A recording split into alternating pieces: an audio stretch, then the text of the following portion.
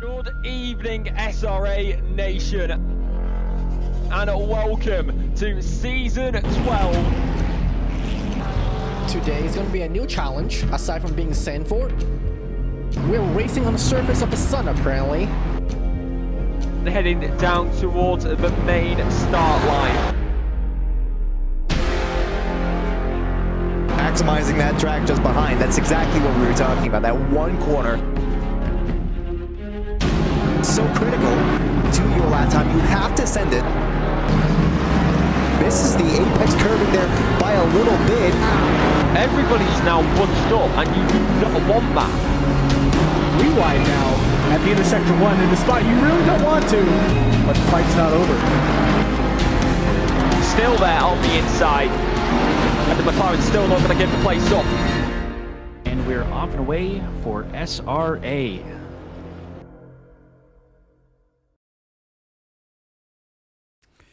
Good evening, SRA. Welcome to Season 13, Division 2, Round 7 at Oulton Park. You're hitting the penultimate race of the season.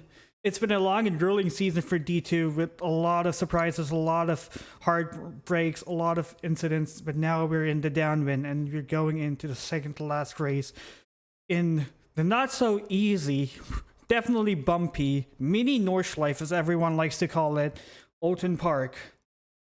Ilpa, how you doing? I'm doing great. I actually that's an interesting way to say that the track is a mini Nordschleife, and that's actually, now that I think of it, quite accurate in many ways. Yeah, it's difficult. As we saw yesterday, there were many issues with people losing control on their own.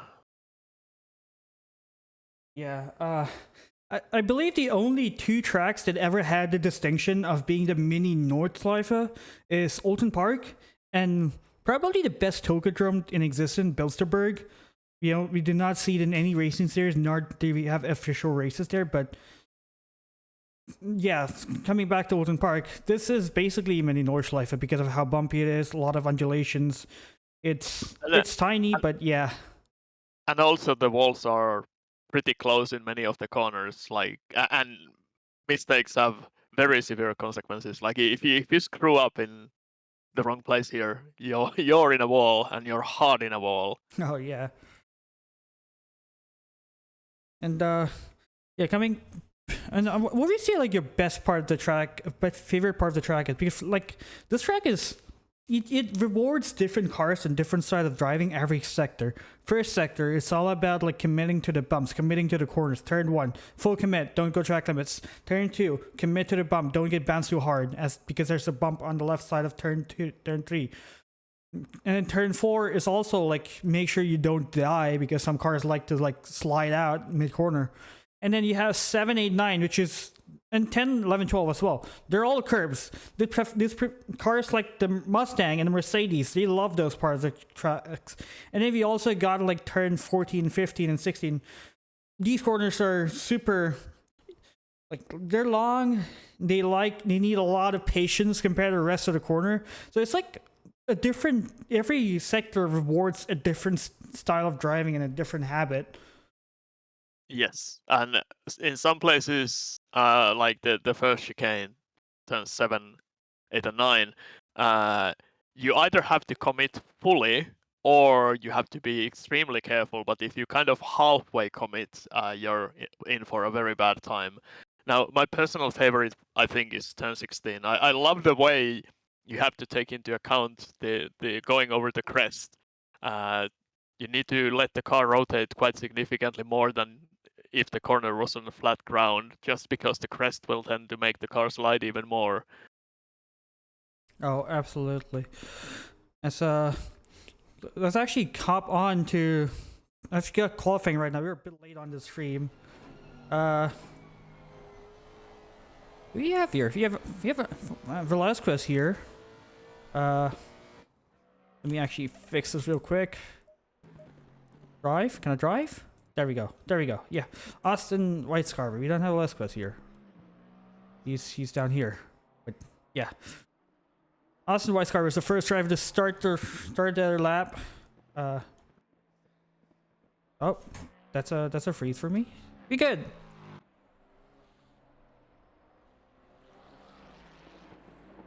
But yeah, you did the D1 race here yesterday as well, and I also did a non-SRA race here in Oulton Park. So yeah, if you, Yeah. this track is like fresh off our minds right now. Yep. And yeah, D1 race, we did manage to avoid any massive pileups on lap 1, which I am eternally grateful for, because it was hard enough even with the small incidents we had. I had to come to nearly a full stop going into the first chicane because of incidents ahead. And obviously when I had to come to nearly full stop and I wasn't the last car in the queue, the guys behind had even a harder time avoiding. But we only had a few small incidents, and I'm really hoping that tonight will also be mostly clean.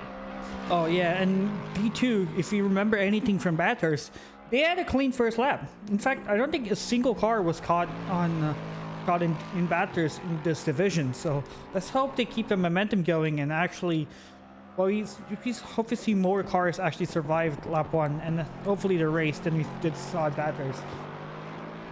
So yeah, definitely hope that everybody gets to actually try to race each other instead of picking up the pieces. But on this track, there's I would say almost a higher probability of people having issues on their own than Bathurst, because at Bathurst everybody is driving extremely carefully and trying to just make sure they survive. On this track, everybody tends to get a little bit antsy about their lap times, and it's quite easy to push just a little bit too hard. oh, for sure, yeah. That's yeah, in a race I did yesterday, I was chasing a car and I went super slow, slightly wide in the penultimate corner, and that just, because of how bumpy if you thought the track was bumpy, the grass is even bumpier, and that just pits the car into a spin. So oh yeah, there are some extremely large bumps when you're off the track. this track punishes super hard as well, with how close the walls are, how bumpy just the whole surface is. Yes, some people can make a comparison. This is akin to like the teeth of the people who run this track. So, but coming back to D2 here, we got Cody Platt. He is our fastest driver right now with a 33.2. I don't know if that's fast enough for D2. I'm pretty sure you can see the gold drivers. We will see the gold drivers in the 32s. Maybe mid 32s or around like 32.6, I imagine. The fastest of them being. I mean, considering the bottom of D1 was not even in 32s, I would say the like low 32s really good lap time for a D2 silver. I mean, I would say it's a really good lap time for D2 overall, but there's also some discussion about how the BOP is on this track, so it's kind of hard to know because the cars do matter to some extent. But it will balance out a little bit more, I think, towards the race, because the extra weight seems to have less of an impact when you're on high fuel load than it does in qualifying. Yeah, and especially considering a lot of these are just traction zones and braking zones. I believe fuel plays a lot in just getting the car slowed down and just getting it out of just accelerating. Yes, also for some cars there are some corners that are kind of tricky because of poor gearing. I'm not sure how bad it is in any of these cars that are currently on track, but I know in the Aston Martin you tend to struggle because a lot of the corners are almost exactly at the top of first gear, at the bottom of second gear. So depending on even your fuel load, you might need to change the gear you are using because you can't carry quite as much speed when you have a heavier car. That makes a lot of sense. SVC Art here, he's half a second up on his personal best. He's got to put it into the mid 32s. This is a silver driver, but then again, we did see a silver driver fight for the podium last race, so anything can happen with how close D2 field is. But what would be the strategy? Considering the track is short, will it be a better idea to load as little fuel as possible and then do 2 runs, quality runs, or Yes. would it be better? Absolutely, absolutely. The track is so short that you might lose 1 lap, but I mean, okay.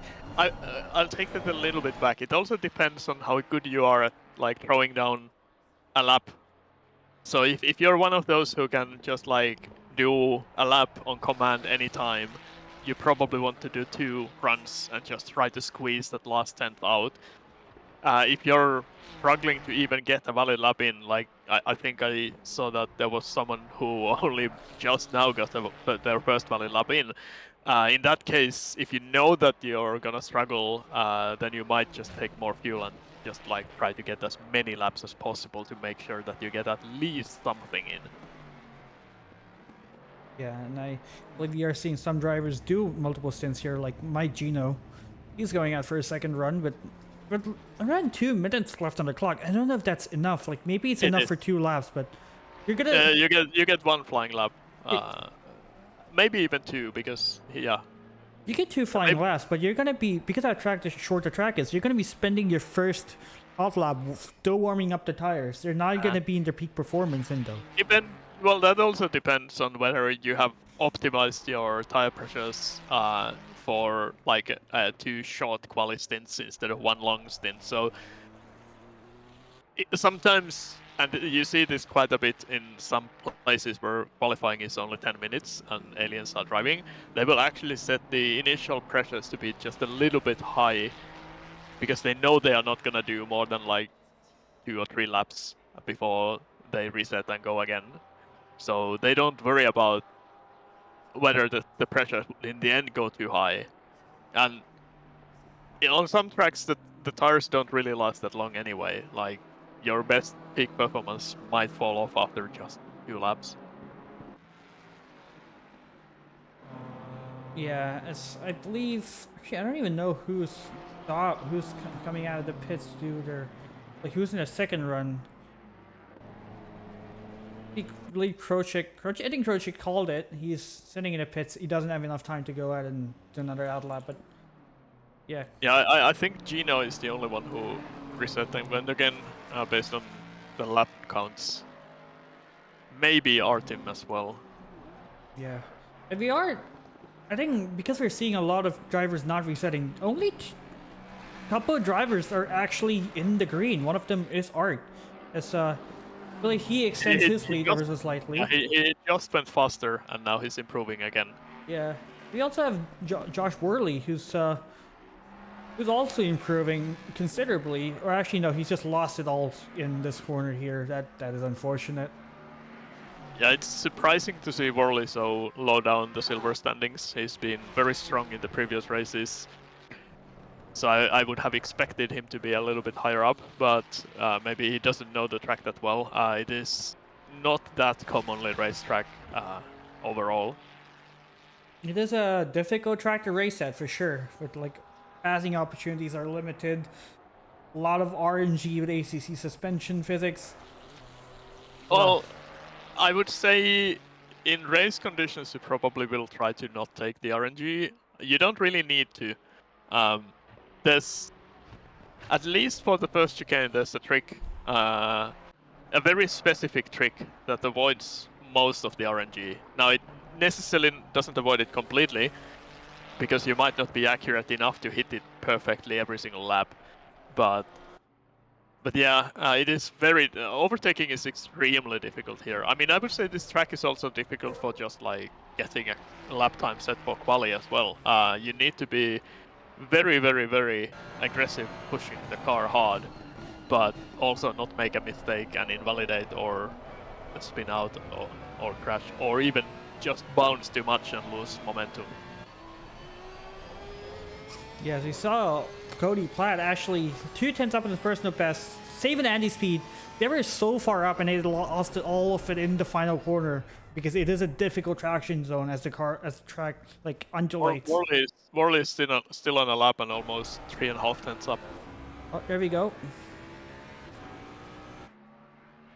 And that puts him up to P5. That's actually a 3-place improvement, which, in the grand scheme of things, is actually pretty good. Yes, that's more like what I was expecting from him based on past experience on his performance. I will also say that Arc's lead over the second highest best lap from a silver driver is almost half a second. That is quite significant. That is true. We were talking about a 0.47 gap. And that, I mean, I said like we're gonna expect the goals to a 32.6. We got Arc here with a 32.6 as my game has frozen. Never mind, we're back. I don't know what's up here, but But so the from P2 silver to P6 silver are extremely close. They are all within 1/10 of a second. So we will likely see some really close racing during the race, and that is even without seeing where the golds will qualify. So yeah, I love this camera angle. yes, that is absolutely fantastic angle to see who is taking the hardcore esport line over the curbs. What do you think these guys are doing? I mean, I mean, it's hard to say where Arc will stand once everybody gets a lap in. I wouldn't be surprised if he was in top 3 overall. Yeah, I mean, the only driver I didn't see completely demolish the curb here is Mueller. But, Yeah. oh, we got our first banker laps in by Doug. He's our first goal driver to put his lap in, or actually, he is the fastest goal driver right now. It's not fast at all. It only puts him on 14, but that's a banker lap. A lot of work to do though. Like Roy Key, who puts himself up to P7 on his banker lap. My hoping for Roy Key still exists. I really hope he bounces back. It's also, it might not even be just a banker, but it just might be like it's very hard on this track to jump out and be immediately fast on your first lap. It's so easy to make a tiny mistake somewhere and lose significant amount of time. Even a tiny mistake can cost you half a second if it's in the wrong place. See how Roy takes this curb here. That's looks like he could have gone a bit more on the curb. Yeah, I think he took the kind of semi-safe option. So you have basically, yeah, that's the semi-safe option there. So you basically have 3 options. Either you don't take the curb at all, which is obviously super safe, but it is also not very fast. Or you can take like at most half a car on the curb, or you need to take it fully. But if you try to take like 3/4 of a car, that's not gonna work. So if you want to take more than half a car on the curb, you have to take it completely, like absolutely completely, and also know how to release the brakes and go back on the brakes after the curb and let the nose come up. Otherwise, you're gonna bottom out on almost every car of this, I think. So it's kind of complicated, and also it doesn't necessarily matter that much how much curb you take. The second part is by far more important, how you get the car turned to the right. Oh, yeah, definitely. It's like it's not even this one part of the curb. It's like a sequence of corners as well. Yes, and it demands extreme accuracy, because if you take too much curb in any place, it's gonna be bad times. But if you don't take enough, you're gonna be slow.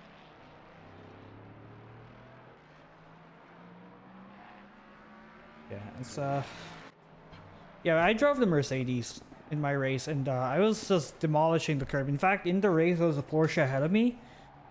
I was catching up with a Porsche only in the chicanes, and then he runs away because he's got fresher tires than me. So Yeah, that chicane was pretty much the only one of the like 2 or maybe 2.5 places on the lap where I was holding my own against the faster cars behind me. Some of them faster because of skill, and some of them faster because I pitted really early and they had fresh tires. But yeah, I was in the Aston Martin, and knowing exactly how you can take the curb safely but fast is, I mean, it took a lot of time to figure out exactly what happens and how do you do it, but it was definitely worth it. Oh yeah, and I guess if you're gonna put the effort to learn a track or like put your name in the sweatshop, would definitely has to be this track. Just because of how much practice and repetition just helps with this track. Yes, this track I would say is also very difficult because you have to take the bumps into account. So you cannot just take the line you would normally take if the track was completely flat. In many of the corners, you have to kind of optimize your line considering where the bumps are, which curbs are safe to take, and so on.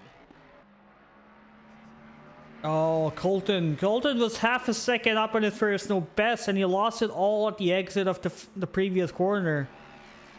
Yeah, he went too much on the inside curb, and there is a bump there, and yep, that's what happens. Yes. And that's kind of what I was talking about. You have to know where the bumps are and not hit them, because otherwise you're gonna have a bad time. Yeah, as it stands, Art is still on pole. By I would say fairly significant margin of 2/10 as well. Yeah, I mean, I might be on the money here. My prediction of pole position being a mid 32 might be is perfectly on cards. But that's a Kurtle May. He's about to improve. Will it be enough for a pole position? Not quite. Not quite. That's super close. And what about Anderson? Actually, he just started his lap. He's already 2/10 up, but that is an invalid lap according to my timing sheet here. As a curious note, Donovan Colton has by far the fastest Sector 1 time, quite significantly faster than almost anyone else. But looking at the sector times, he's losing it mostly in the middle sector. Yeah, for context, his first sector fastest is at 22.595. Ark's fastest first sector, which is also like amongst one of the fastest, I think it's the second fastest first sector, is at 22.717. That is that's little more than a tenth just in one sector. Yeah, especially for like such a short sector that doesn't even have that many corners. That is quite significant difference. Yeah, but Ark demolishes the second sector. May is way up now. Oh yeah, he is. He also has 2 more corners to go. He just got a nail, and it's gonna be a pole position for the Porsche driver. We did see him do well in, I think, was it Zolder or Misano? I think he's done pretty well on more than one track. Nürburgring. I remember seeing that name. And that puts him up in pole. He does take the provisional pole. He did make a few mistakes in the last sector there, lost almost 2/10 from where he was. But, I mean, if it's enough to take the pole, it's enough. Yeah, right now, the closest driver to challenge him is Brian Anderson. He's 2/10 up on his first best, not enough for pole position, but he still has more than half a track to go, and I believe he can improve in the middle sector, if I remember from this previous lap.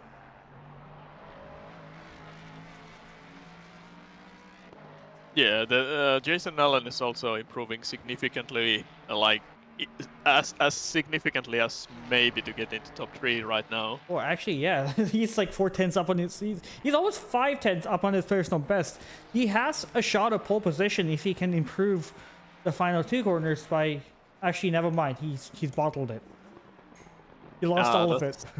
That's very unfortunate. He was way up. And yeah, we have Anderson here. He's still improving, but it's not gonna be enough to improve his position. But we have 1 more corner to go. Doesn't look like a major improvement. In fact, he's lost half of 500s here, and that's gonna be P3 for him. And, yeah. So this is still. There are 4 silver drivers in top 10. That's quite impressive drive from them. I mean, you have Art just loses pole position just by a skin of a margin here. Kurt LeMay's on pole, followed by Art and Brian Anderson and Ivan McCroat, who is a championship leader. Speaking of a championship leader, let's actually go on to the drivers' standings here. Ivan McCroat is leading. He actually might win the championship if he nails his race. Followed by Josh Damiani, who is in second place here.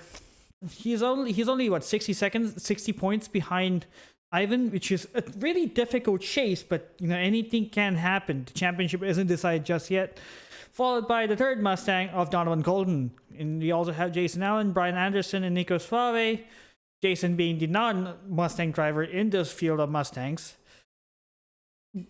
Jason and Brian are tied at 350 points, with Nico Suave following closely with 330 points, followed even closely by Kurt LeMay, our pole sitter in P7. And then we have Penis Mueller in 8th place with 313 points, and that rounds up the drivers with more than 300 points. And then we have Nick Sand, who had an unfortunate outing in Bathurst as he was caught in a Lamborghini wipe.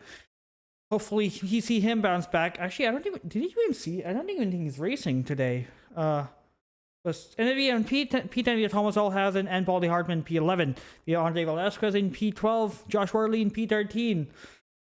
And then we have Kraus in P14, and we have Art in P15. What a second half of the season it has been for him. He has a chance of actually contesting for the gold championship, but Thomas Olhausen had an amazing race at Bathurst, and he is well in the lead. It might be a difficult chase for Art. And we have Roy Key here in P16, followed by Ian Byron in P17 with 218 points. And then we have Louis Daniel Velez in P18, Max Diggs, Eric Boardman, Matt Ardem, and Coach, followed by Matt Higgs, who was also caught in the Lamborghini team wipe, same with Louis Daniel Velez. We completely glossed over that. And Mike Gino, Austin Weiscar were sole exits for this race. And Alex Krocek. Going to page 2, we have Logan Schaefer. We haven't seen him for a while. Andy Speed, who was also caught in the Lamborghini wipe in Bathurst. With Dustin Fickert, Ethan Marvin, Brian Ryder, Cody Platt, who had a strong showing here. He's starting in P6 today. Doug, who is in P15. Finally, good to see him back on track. Michael Schwartz, Kevin Kovac, Paul Kreska, Jared Seckham, Joe Sodry, Adam Santana. Team standings, Champion Motorsport 3's Nuts has the lead pretty comfortably, pretty decisively as well. That's a huge margin from the second place Mustang driver, with floppy second OBDA with Donovan Colton and Ian Byron, followed by Twin Peaks, which is actually the Ferrari managed to climb themselves up to third place, so that's pretty cool. And then we have Roller Spacing. It has a championship leader in it, carrying Doug. Before, you have Altered Beast Racing, which is the first Porsche team with Eric Boardman and Kurt LeMay, who's a pole sitter. And then we have Planny Race Sunbelt Racing with Jason Allen and Mike Gino. And we have Champion Motorsports with the other Champion Motorsports Mustang. We have Two Tools Racing with Alex Rochick and Nico Suave. And Signals Racing Lamborghini, the only Lamborghini two-car field that we have, with Polyart Championship Motorsport with Polyart and Cody Platt, and MHR and TCX with Brian Ryder and Andy Velasquez. Let's go on to the race. Where are the drivers at? They're not even at the first sector. And I'm already losing my breath here.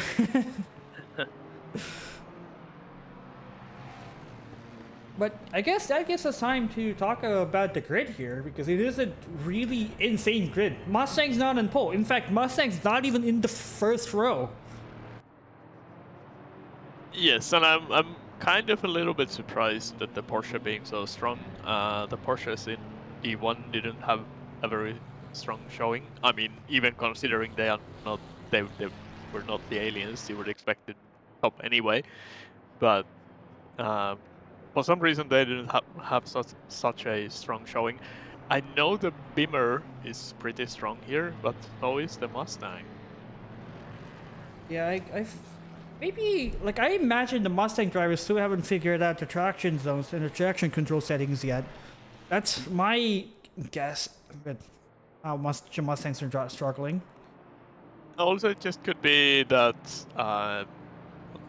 doesn't like this track is very tricky in a car that's tail happy on power.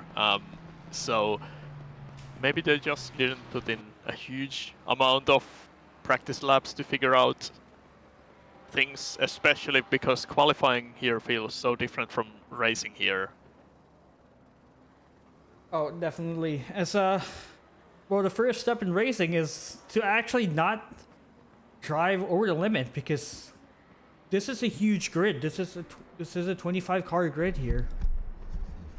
Yes, and I can from experience tell you that once it goes to speed limit, yeah, if you're at the back, it's quite awful because you might go to speed limit before the turn 16. Or you might be right in the middle of turn 16 when it goes to speed limit, and that's not fun. As we go green here, looks like Arc is actually ahead of LeMay here. What's going on?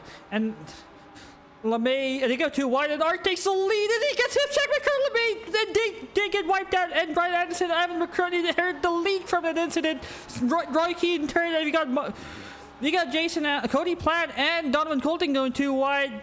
Platt actually making the move up Colton.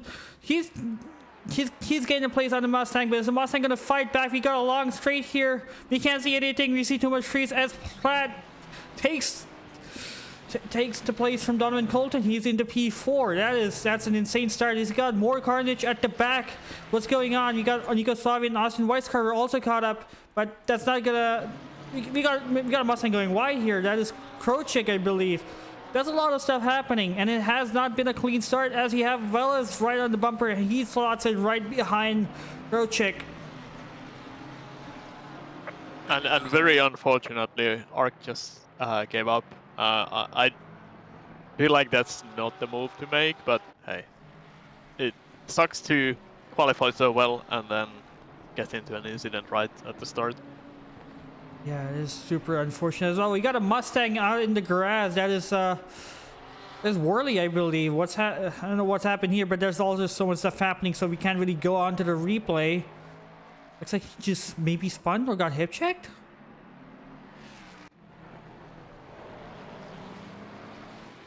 But I will try to find out. wait, what happened? Ivan McCrode lost so much position here. We have Roy Key in P2. Have you got the return of Roy Key? Is my hopium finally coming to fruition here? Oh, Worley got tapped into a spin and then got hit by multiple cars pretty badly when he was stationary holding brakes. That is very unfortunate.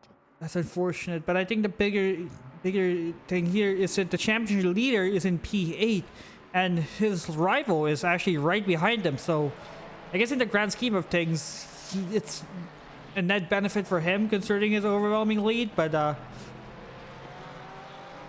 yeah, that's a pretty eventful start. I think there might also be some pretty significant things here about the team championship. Yeah, these guys are. McCrode is in P4, right, in the team championship, and I believe it's the Ferraris of Alhausen and Mueller who's in P3.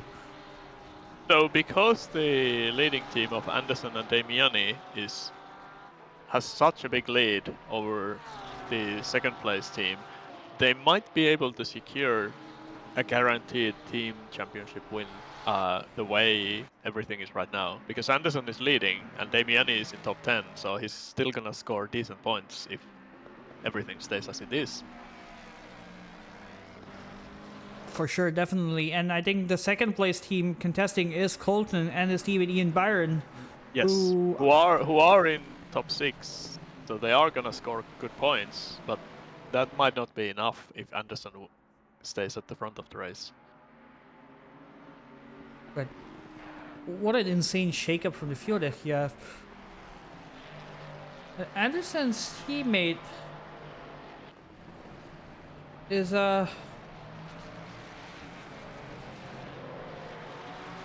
It's Damiani who is in P9 at the moment. So while that's not great points, they have a massive lead already. So I think with if these positions hold, I think they will have guaranteed the championship win after just this race before even the last round. It's just quite insane. I don't know if you've seen this domination since Michael Menning and Mr. Sir's domination. Oh, LeMay is really close to Gino. Oh, is it going to go for the pass? Doesn't look like he had the space, so he couldn't get on power there because of the curb. But it looks like Mike Gino's front end is also pretty damaged here.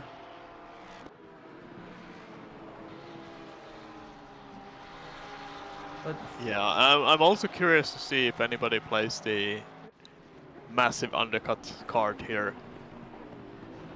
which, you know, it helps a lot because this track isn't super heavy on the tires, so an undercut actually might make sense, which is surprisingly because we didn't. Nico Suave could not Nico Suave. Art could have stayed in this race and he could have made the undercut, which is surprising. Yes, He didn't do it. that's why I was so surprised that he just gave up immediately. I think he got into a second incident in turn 3, but he still could have just like gone for a lap on undercut and recovered at least some points. But we don't know what happened, so maybe he had massive damage or something. Ooh, as Gino goes wide, is he gonna get the car slowed down before he hits the barrier? Seems like he does, actually. That's pretty good recovery from him. Yes, it did unfortunately cost him. Oh, and a spin as well. That hurts. That's... yeah. We got some argy-bargy going here as Josh Damiani squeeze as Andy Speed for position. Yeah, overtaking here is just extremely difficult, and I think that's also a reason why the undercut is so powerful. Because just running in clear air helps so much with the lap times, and then even if your tires are gone, well, good luck trying to overtake someone. So. As our pulsator Kurt Lemay actually gains another place over here from Jay Kraus, but Kraus looks like he's been going super wide here. He seems to be a bit out of shape. I mean, with how much pace LeMay has, I'm not sure some of these guys are gonna fight him super hard anyway. They should know that there's a fast driver. Only fight if you're not losing anything by doing it. Otherwise, just take your own lap times. I see our first driver here trying to make the undercut. It is Worley. He did get caught up in an accident. What's happened here? Velas has lost a heap of positions. Let's see if he can go on to replay.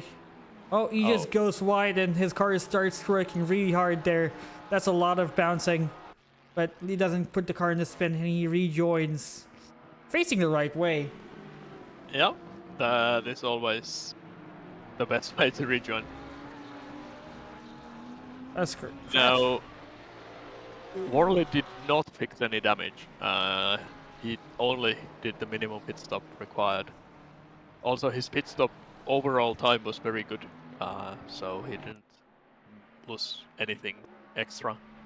Maybe he wasn't really losing a lot. I mean, I could see a bit of gear damage, but it could be like maybe a balance fix. The damage fixes the understeer issue in the Mustang, or he could be just going for a track position because that's what's important here. I would say on this track, unless the damage is quite undrivable, especially if it's rear damage. I mean, if you can drive around it, you just drive around it. Also, even maybe front damage, because there's not really that many long straights, so the top speed loss isn't too bad. Yeah, I believe there's like maybe 2 high-speed corners that where downforce is absolutely important. Right, but it's still... it's hard to gain the time back you spent repairing. Oh, that's a little bit wide there. Wait a second. Who's that Mustang? That's Krochik. Krochik did have an unfortunate accident start. You can see how damaged his front end is. Luckily, he has the Mustang. Oh, ouch. Oh no! Oh boy! Oh god! How did no one die here? That's a scary rejoin. Yeah, for sure.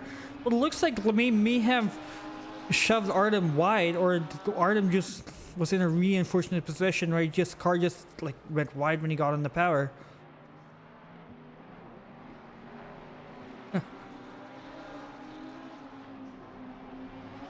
Thankfully, no one died, so I guess that's one positive from this whole situation. Yeah, that's. I feel like LeMay should probably just pit and go for the undercut because he's got so much pace over these cars in front, but he's gonna lose a lot of time just trying to overtake them. Yeah, right now Kermit LeMay is a second behind Diggs, who's getting held up by Krochik. He's 5 seconds down on Hartman. I wonder if LeMay is thinking to himself, "Oh, it's just 2 cars. I will pass him, and then I'll catch up to the field, and then maybe do an undercut." I wonder if he is going with that decision here.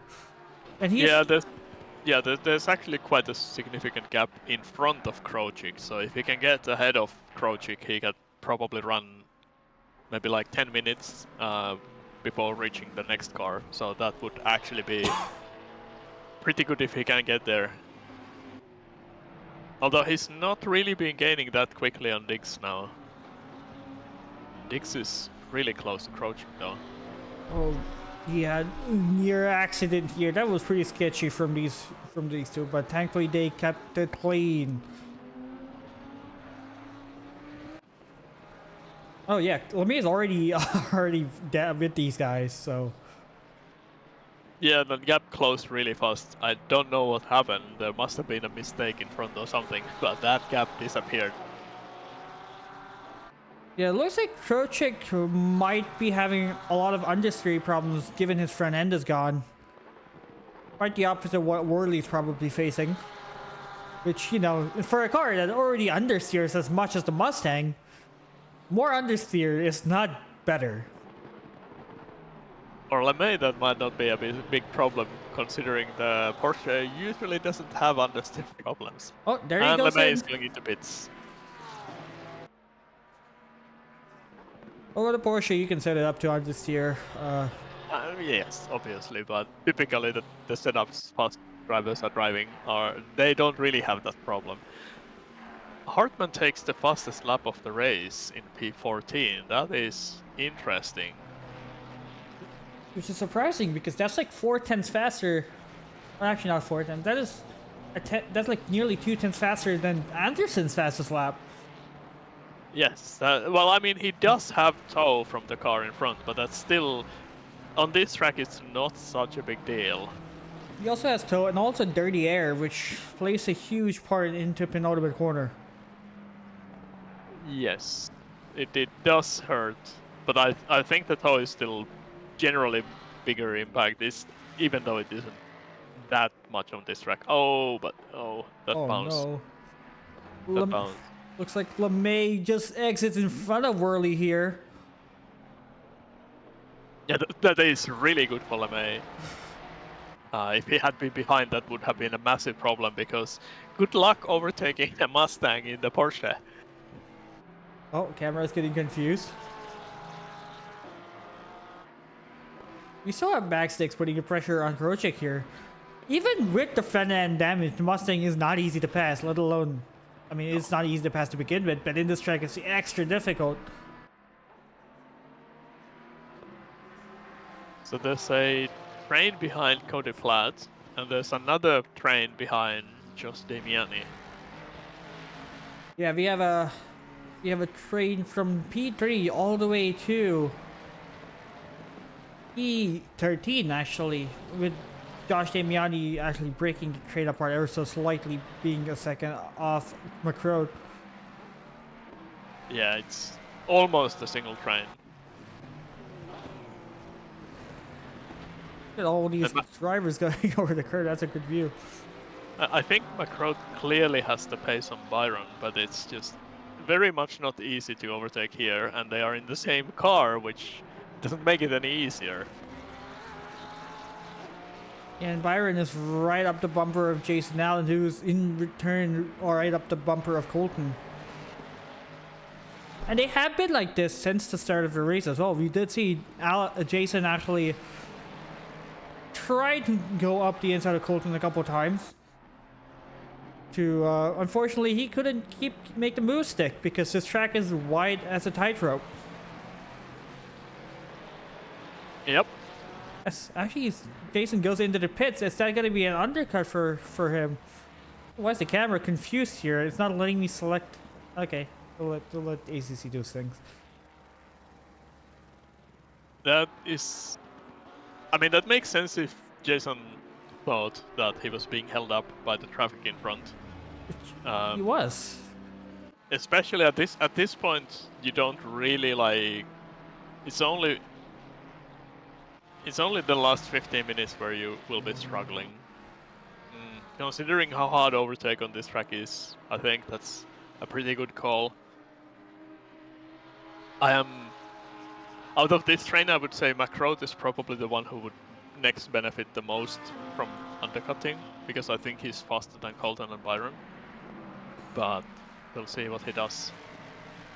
It also depends on how confident you feel about your overtakes. Like if you think you can send it on someone on bad tires, sure, you can do whatever you want.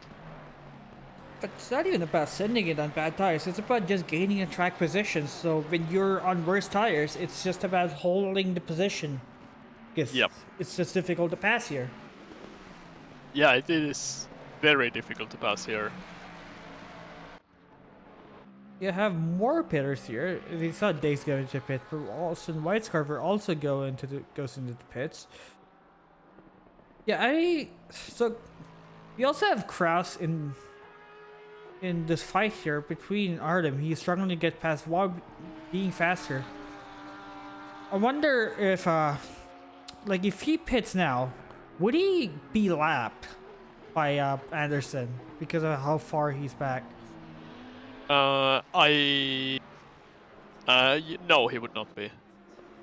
Not even close. So I did some investigation, and considering the fastest D1 drivers, the lead car would have to be roughly in the first chicane when you are at the start-finish line for you to get lap when you come out from the pits. And speaking of Kraus going to get into the pits, he did go into the pits, and so did Donovan Colton. Let's see where he comes out. He actually comes out right in front of Jason Allen, so that undercut for Allen did not work. It seems like Colton might have just reacted to Jason here. Now they're going to be battling, and now they're going to be holding up each other. So the problem for Colton is that he's on cold tires out from the pits.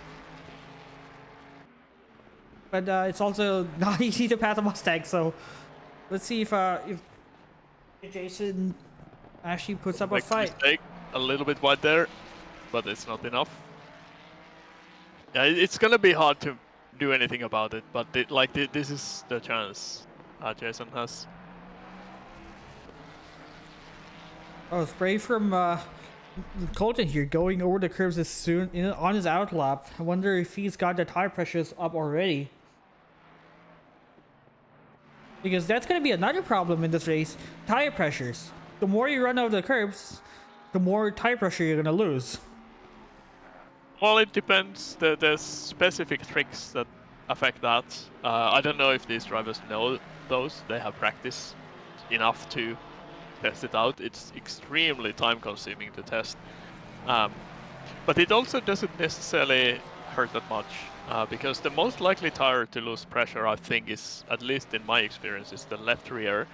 And it doesn't surprisingly hurt your lap times that much. Like, yes, it does make the car oversteer a little bit more, turning right, but not to the point where it is difficult to handle. But it looks like Colton is now starting to pull away from Allen. Maybe his tire pressures were not in the window for his first stint, or the fact that he was actually got up behind Platt. Yeah. Also, we got a question from Diego. What were you dealing with? That seems pretty vague for a question. I have no idea what that is referring to. Oh, yeah, there. I don't know why my game is doing that, but it's working. Byron's in the pits. Yeah, that is not a surprise considering how badly he was being held up earlier. It looks like McRoad has the clean air. I wonder if he's gonna use that clean air to open, like, make up the deficit. And the party has broken apart ever so slightly. You're seeing bigger gaps now that the people in between are going into the pits.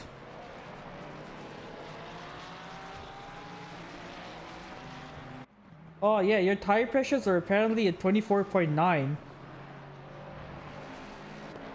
Well, that's not ideal.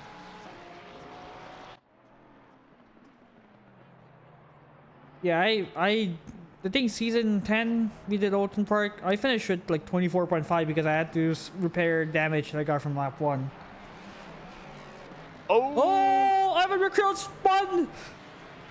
He's dropped it! Bounced it on the curb. Rip. No one collects him, but that is gonna be the position for Josh Damiani. That was really both lucky and good driving from Damiani to manage to not collect him, because that he was so close, and the spin was such a scary one right in front. As both Mueller and Allhausen go into the pits, are they trying to react to the spin? These guys are fighting for P3 in the team championship.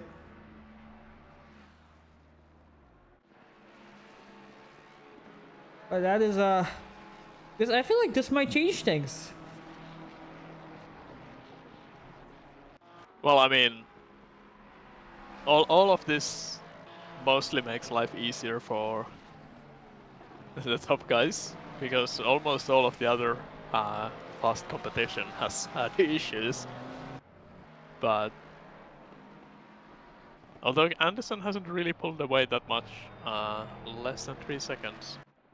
Well, now it's a little bit more than 3 seconds, but that's not a whole lot.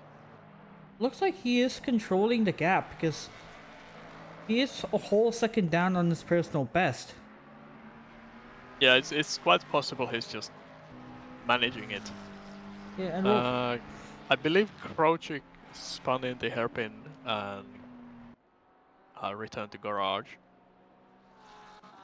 oh, 15 seconds back, he's still in the garage.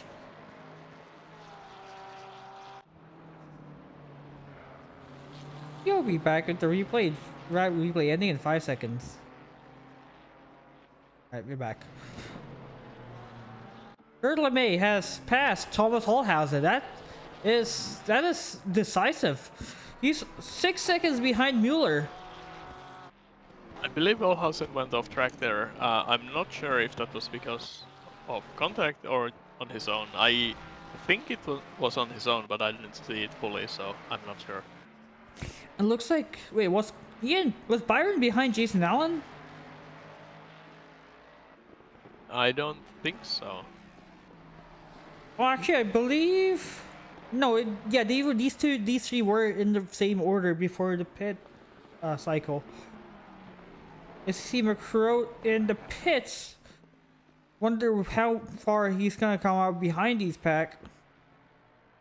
How surprised would you be if I told that the highest speed trap speed is shared by 3 Mustangs?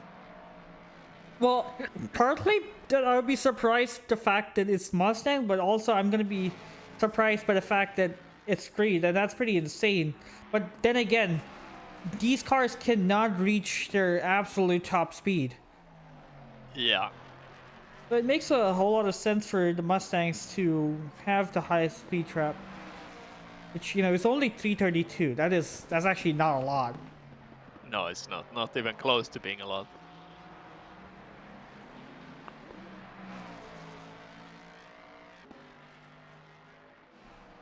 That's Worley's right behind McCrow. That is that's insane to see how much positions he's lost.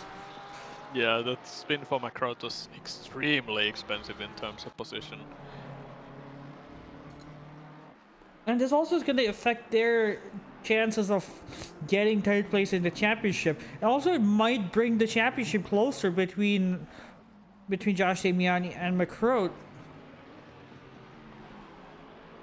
I think it's quite interesting that despite people pitting for fresh tires, Hartman is still holding the fastest lap, and I think it's still the lap from pretty early on in the race.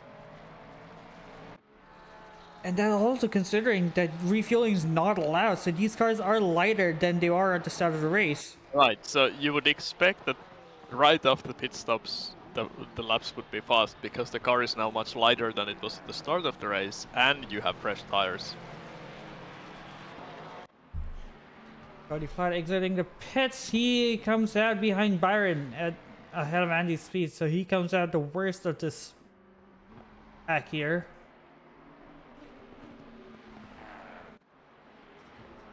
And Worley's putting the pressure on McCroat here. That is... Oh, he's running right. But that's Worley also has quite some damage on the rear of his car. I'm not sure how bad it is, but there's clearly some damage on the rear of that Mustang.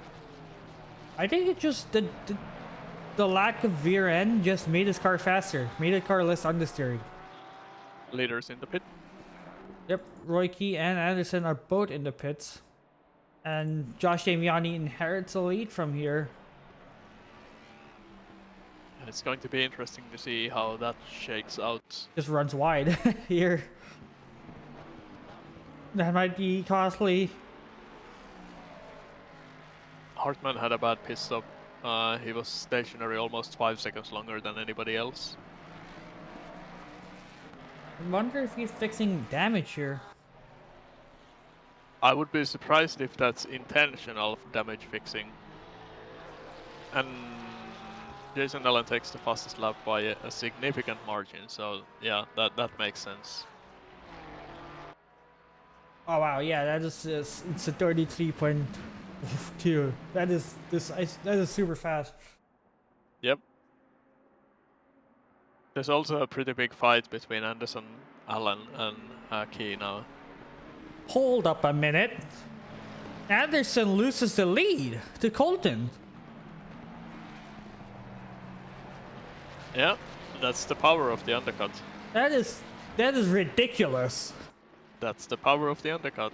We got a leader change here. Donovan Colton leads the race, but Oh, he made a mistake. That could be it.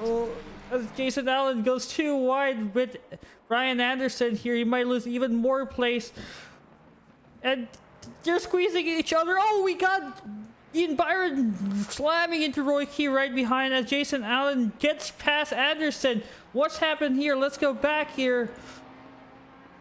Looks like Byron may have just missed his braking point and runs into the side of Roy Key. Yeah, I think he might have been braking just a tiny bit early, seeing two cars side by side in front just to make sure he doesn't hit them. And I have a feeling that that wasn't fully anticipated behind. And Curtin LeMay is actually ahead of Ian Byron after Byron spun. That's like a good recovery drive from him so far. And Yeah, we still have two drivers who have not pitted yet. Doug Mitchell and Velasquez have not pitted yet.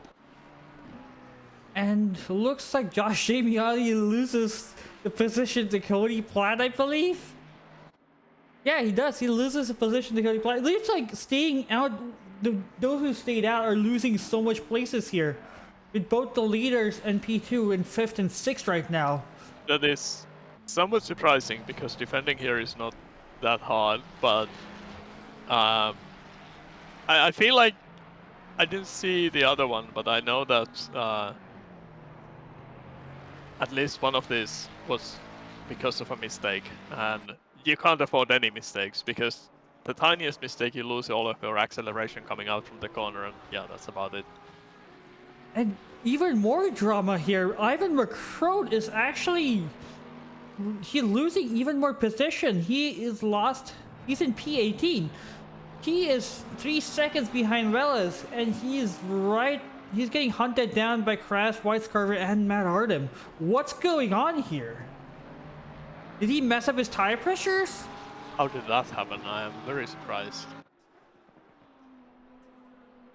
It was- Anderson is right on Alan, while Key seems to be falling off a little bit from this train. Yeah, the keys must have damage. Byron did slam into him super hard, and if you know anything about the McLaren, it is extremely sensitive to damage. Even on a short track like this. Big mistake by Alan there. Ooh, that's gonna be close. Is it gonna be close enough for the Mustang?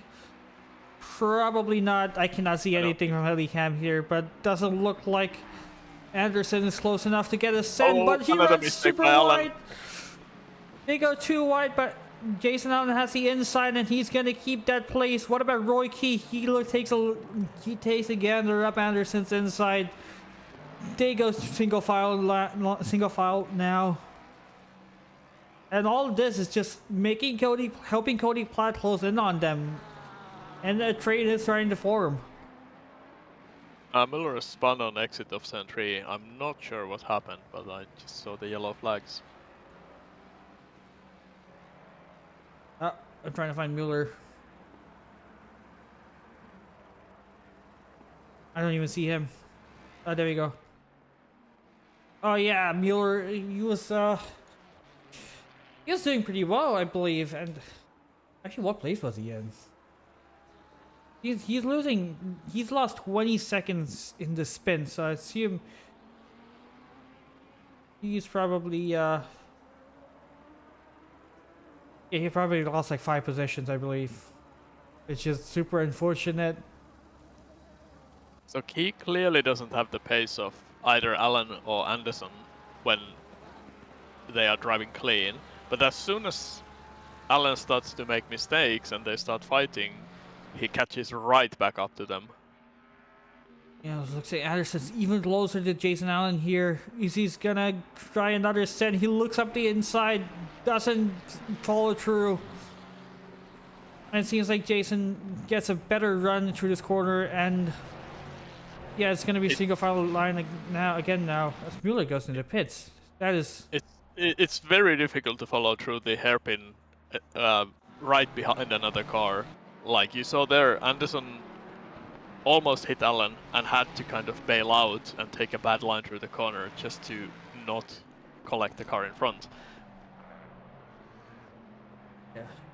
And following this group here, we completely lost touch of our leader here, Doug, who's the OD car who's yet to pit. He's a whole second slower. He's nearly a whole second slower than Donald Colton. And he's lapping the same laps as lap times as Jason Allen Anderson. How much is he gonna lose in this pit cycle when he goes into the pits? Is the real question here. Jason Allen has the fastest lap of the race by quite some margin. And he has lost sight of Colton with these two battling. Yes, I mean, it looks like he's just like starting to completely fall off, and he's not adjusting perfectly to those one tires. Like he's constantly going wide in the same corners, which is hurting quite badly on the lap times.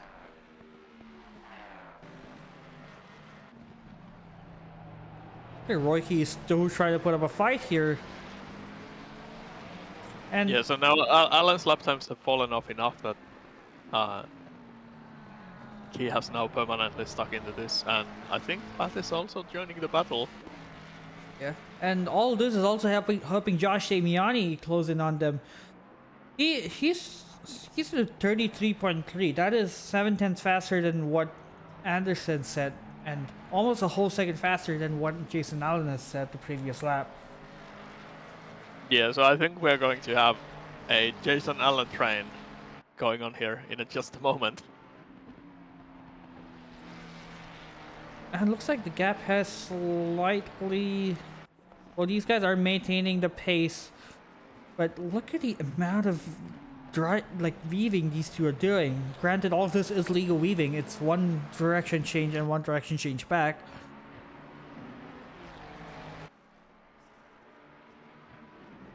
looks like Anderson is gunning it to take the position back, trying to get back the positions that he lost. He lost 2 positions here with just staying out a bit too long, and he wasn't even stuck in a train. That's the surprising part. These 2 drivers just let their cars unwind when they got clean air, and that just caught Anderson off guard. Yeah. It's really mentally tough place for Alan, because he's I promise you he's completely aware of the cars behind being faster, and he just needs to focus on his own driving and ignore what is in the mirrors unless they are actually going for a move. And as long as he doesn't make a mistake, it is very, very, very hard for anyone behind to actually do anything. So he just needs to not make a mistake now. And as we've seen in this track, mistakes are not rare. No, they are not.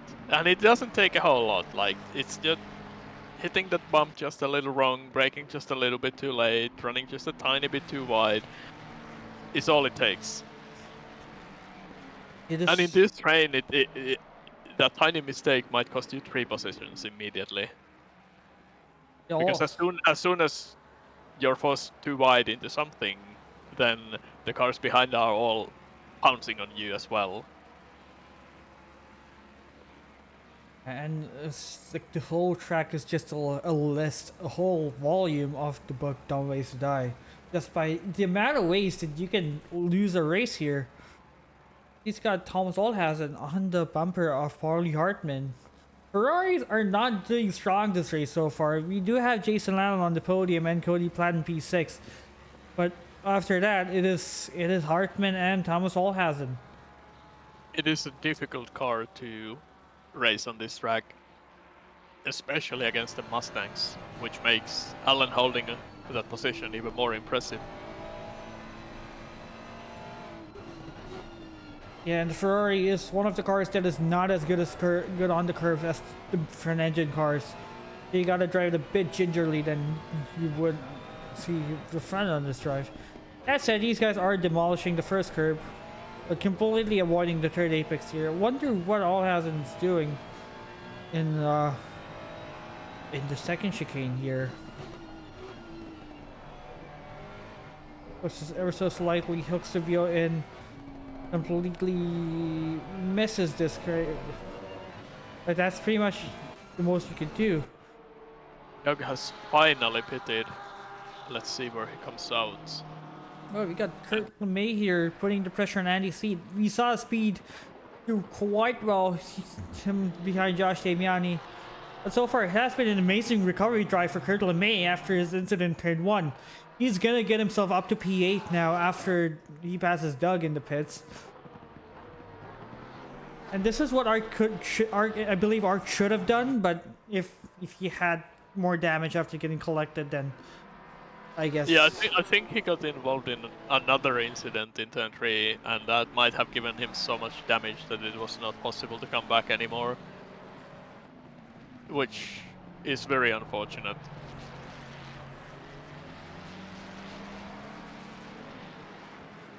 Yeah, it looks like you have no confirmation of what how Ark's race has unfolded because there's no chatter in the chat. Speaking of other BMWs, Now that everybody has pitted, the one that has the longest pit time by quite some margin is Gino. I think he must have repaired some damage.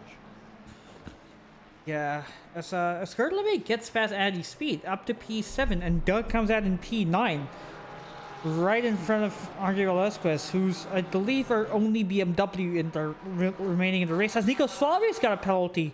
Wonder if that's for drive-through. For track limits. Which track limits is easy to get, especially in the first corner and running wide in the chicanes. There's multiple places here. I would say the first corner and turn 16 are the most likely places. Especially the first corner is surprisingly strict on track limits. Yeah, Josh Damiani, he's caught up to the Jason train. Yeah, and Anderson is still trying really hard, but it is really hard to make anything work here. So You thought it's hard to pass a Mustang in this race? Consider passing the most stable car in ACC and medium to low speeds. just passing anything here is extremely difficult. The number of places where you can actually try to make it too wide, unless other guy makes a big mistake, they just don't exist. Definitely. As well, Roy Key gets super slow here, and that's gonna be it's really a fight for P4 in this race.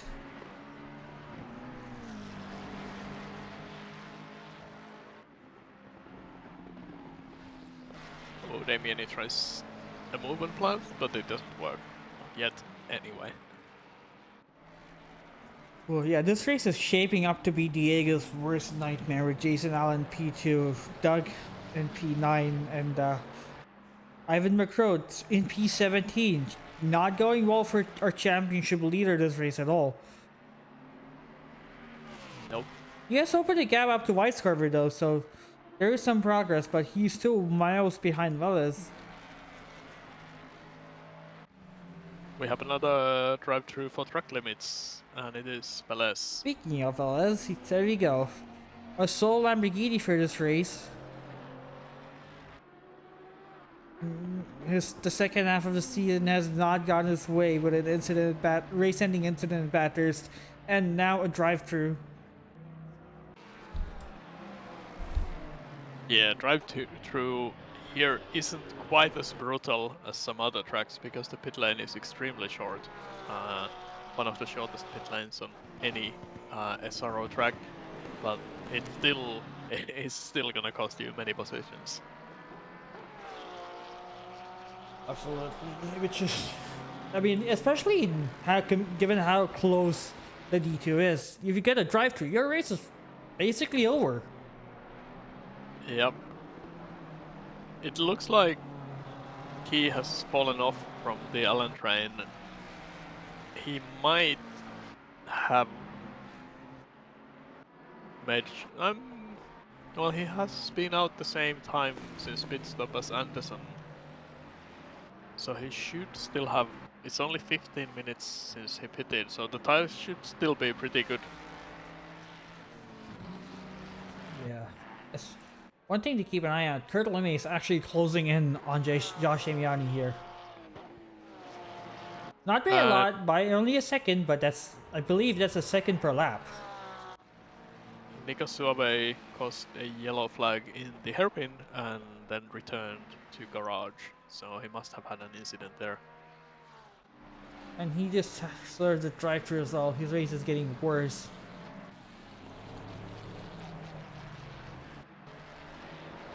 His car looks very, very oversteering on corner exits. He might have overdriven those rear tires trying to stick with the Allen train. Wait, who are you talking about? Oh, Josh Damiani trying to make the move.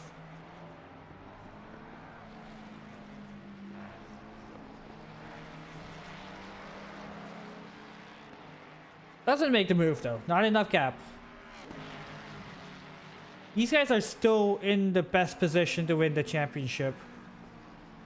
Despite the OBDA car of Colton being in overall lead, his teammate Ian Byron is in P11.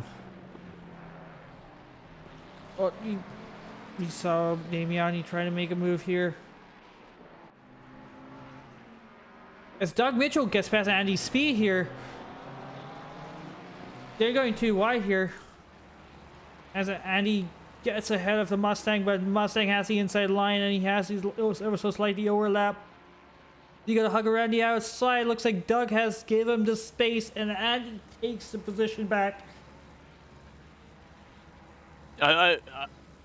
It's surprising, but in turn one, the outside line seems to be the better option for position. It looks like Doug went pretty deep, and had a pretty shallow entry into the apex, which compromised his line. So like, and there's a bigger gap between him and Andy after the initial turn-in. Yeah, but it just seems that it's very hard to make anything happen from the inside line in turn 1. Turn 1 is definitely not an easy. Actually, that's the whole track isn't, but the turn 1's difficult because it is a later apex, and because the track starts turning in first, and then the radius decreases, and then you have the apex. The apex is bumpy. The exit is track limit's nightmare. The apex, you cannot afford to cut too much. If you cut to the inside of the curbing and hit the gravel there, I think it is gravel, there's a massive bump just outside of the curb, so you can drive your tires over the curb, but you can't really go over the grass and gravel there. But that's not gonna stop Doug. He has the speed. He got right on. Well, he has speed in the sides. He has the speed to overtake speed, and he's probably gonna speed past speed. There's quite a train there. Wow, yeah. There's we're gonna call it the speed train. With Speed, Mitchell, Velasquez, Byron, Holding all the way, and Tom Zolhausen. Yeah, it's from P8 all the way to P13 in the same train.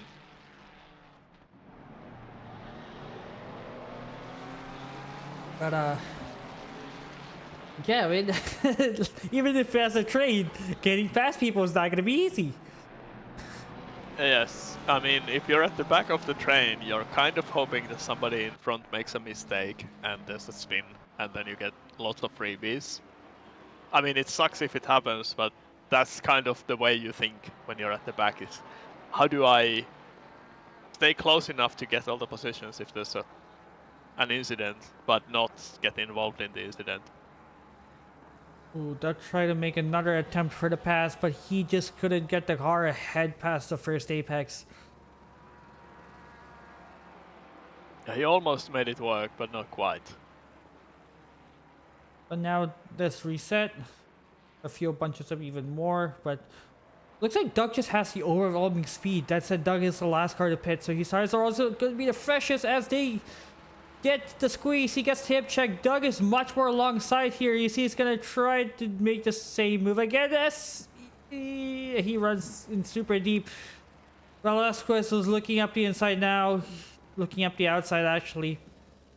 And now they reset again. It looks like everybody's right in that train.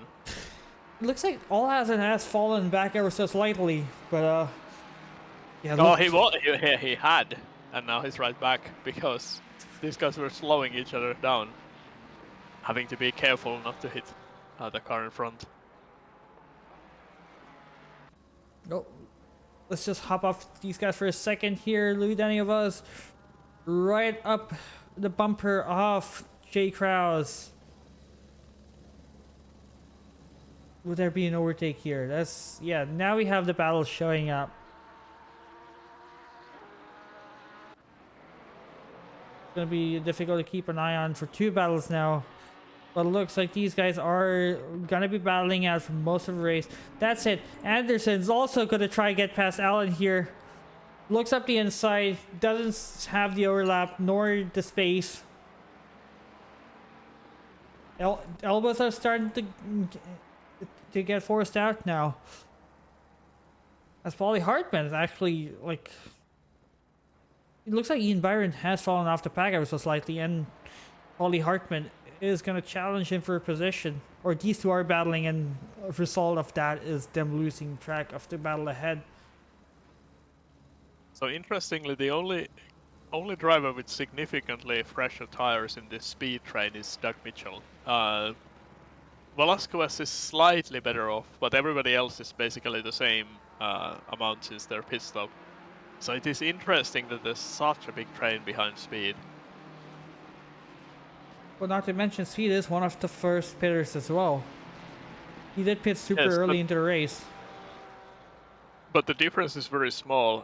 Actually, Byron pitted before Speed. Hartman pitted roughly almost exactly the same time as Speed. Olhausen pitted the same time, almost the same time as Byron, which is earlier than Speed. So it is very interesting the way this is playing out. Now, we do know that the Porsche is generally pretty rough on tires.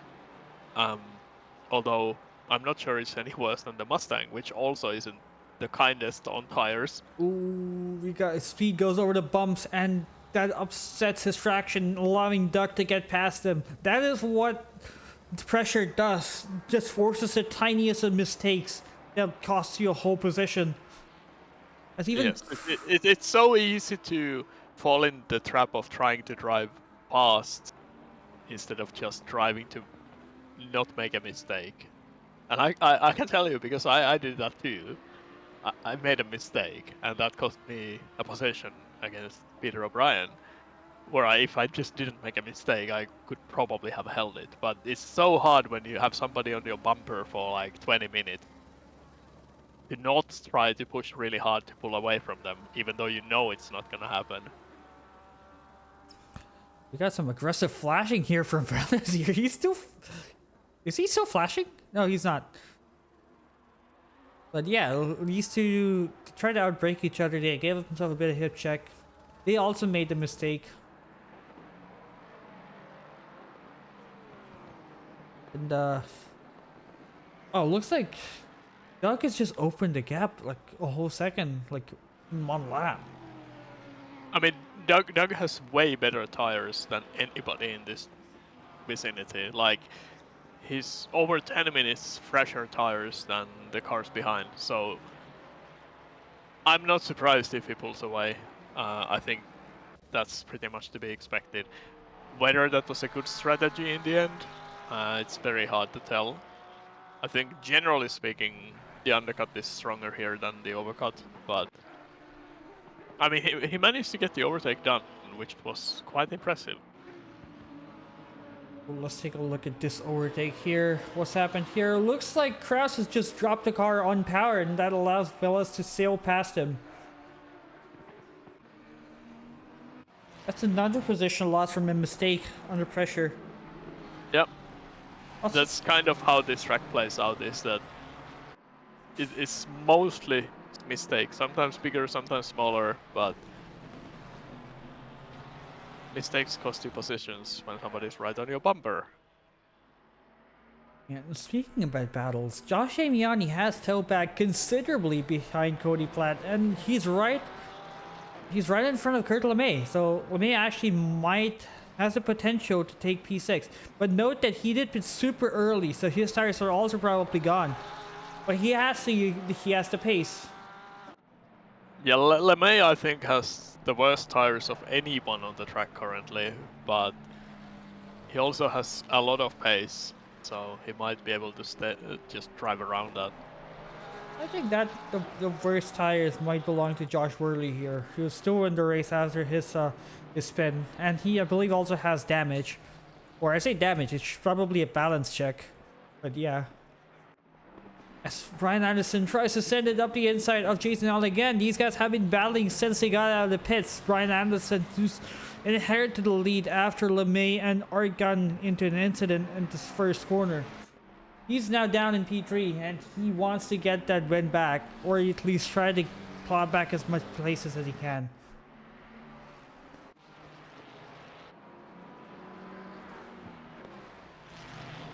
I think Damian is catching quite significantly on the train in front. On the last lap he gained like 8/10 on the train in front. So he might actually join this train before the end. It's a little bit touch and go because there's only like 7 minutes to go, but might be enough. Ooh, he drops us over the bumps again. This time he gets his car sideways. All you need to do is bring it home. He has 6 minutes left in the race. You wouldn't want to make any of these mistakes, but his tires are also probably completely shredded right now. Granted, the track is cold. Oh, Ian Byron got super close. Is it going to be enough? Is he going to try sending it? Parley Hartman's also trying to look up the outside of Byron here, but they're gonna go single file into the second chicane. At some point, these drivers might start also thinking about their championship positions, both like individual and team. Like, is it worth the risk? What do you gain from that position? Does it make any difference for the championship? Especially if you're one of the like drivers or teams that is leading by a significant margin on the guys behind, you might just want to play it safe and just take the points that are on the table instead of risking. Well, let's take a look at the OBDAs for now. One of the cars is leading the race, and the other is in P11. They are fighting for P2 in the championship. P3 is P2 and P21. They're gonna be extending the gap, and they're also gonna be closing in on the team in front. But that is a forced out. So it's gonna be an interesting decision for Byron. Is he gonna try playing it safe, or is he gonna try Hail Marrying and decrease the gap to the guys in front? Oulton lost a lot of time the previous lap to Alan, almost a full second lost there. That gap has actually closed a lot, so that might even become a fight for the win before the end of the race. Well, if anything, the battle between P2 and 3 is saying the battle might happen, but it's gonna be Colton's race to win and also his race to lose. He has inherited the lead due to strategy, and he might lose it, and that might like affect his championship. He might affect P2 and the battle for P2 and the team championship.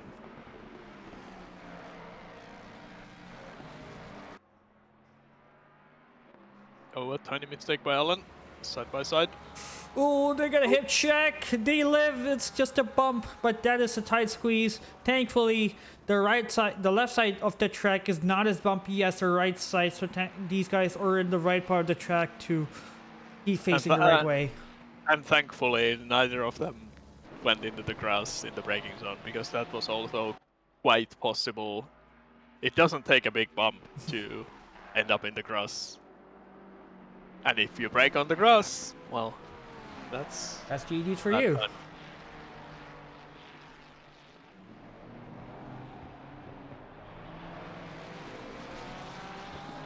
Wow, Speed has lost actually, the gap between Doug Velasquez and Speed has increased a lot. Yeah, Speed doesn't have the speed right now. The irony. But it's still hard work for Byron to try to get past. Oh, that's okay. Yeah, that's... yeah. No! My game froze. There we go. We're back. I hopped off these guys for 1 second. What's going on? Byron tries to... He gets on the curb and he bumps into Speed. That's the same thing he did to Roy Key. That is unfortunate for these two. Speed comes out right in front of his teammate, and that helps George Worley get to P12. Byron and Speed are in P13 and 14.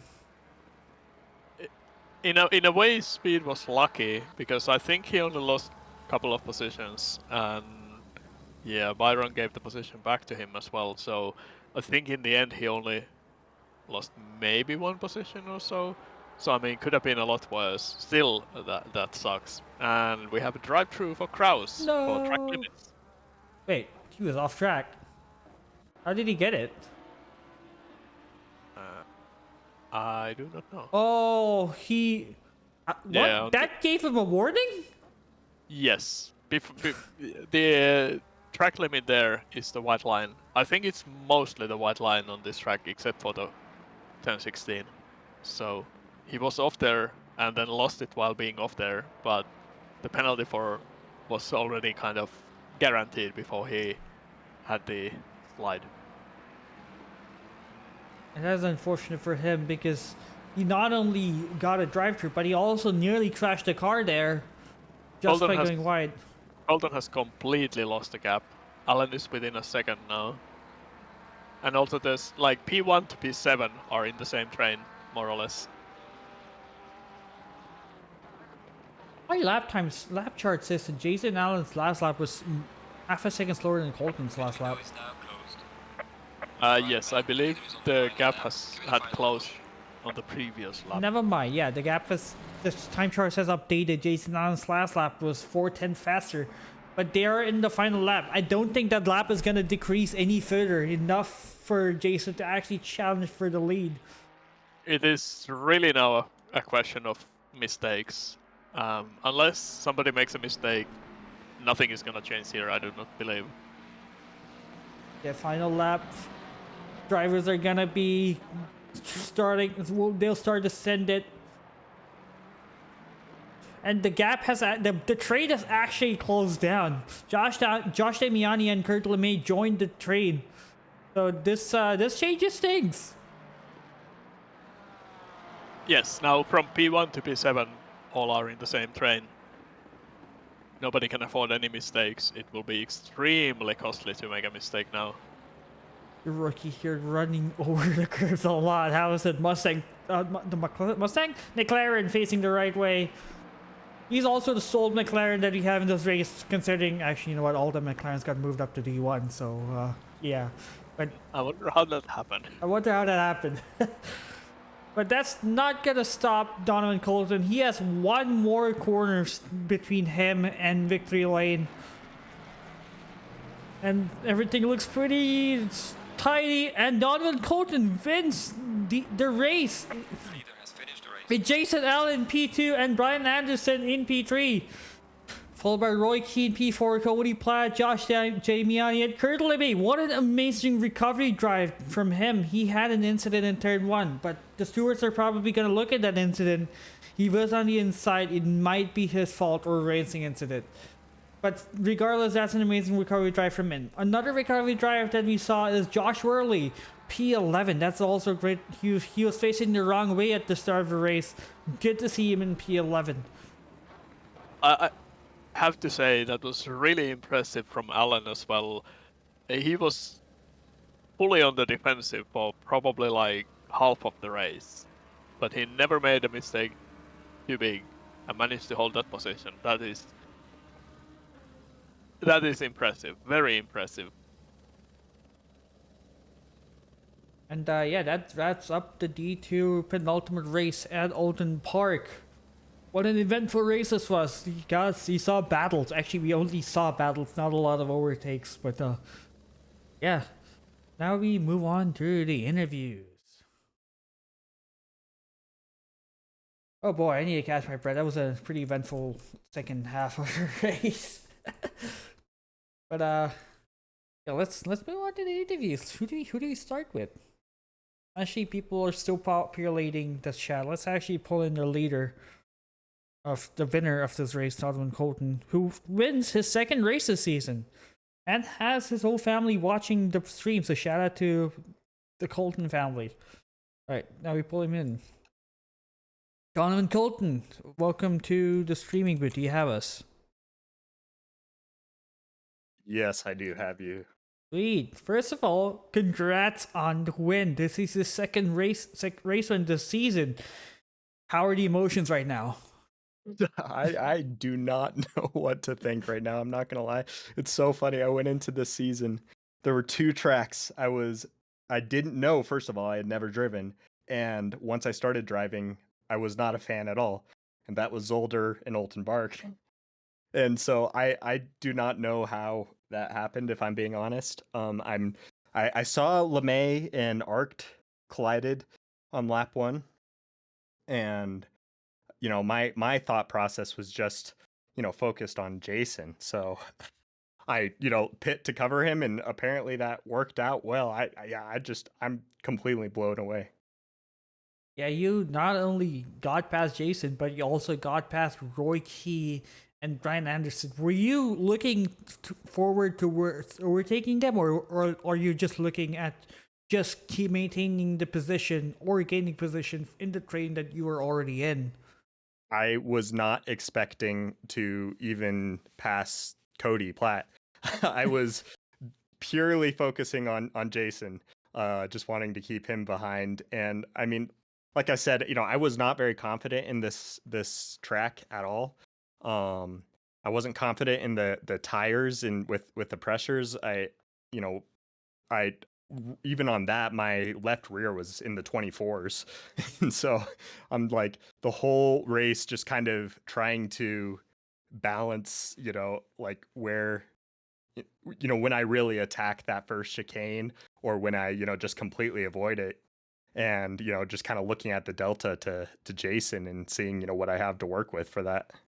Is that why the gap closed so much at times?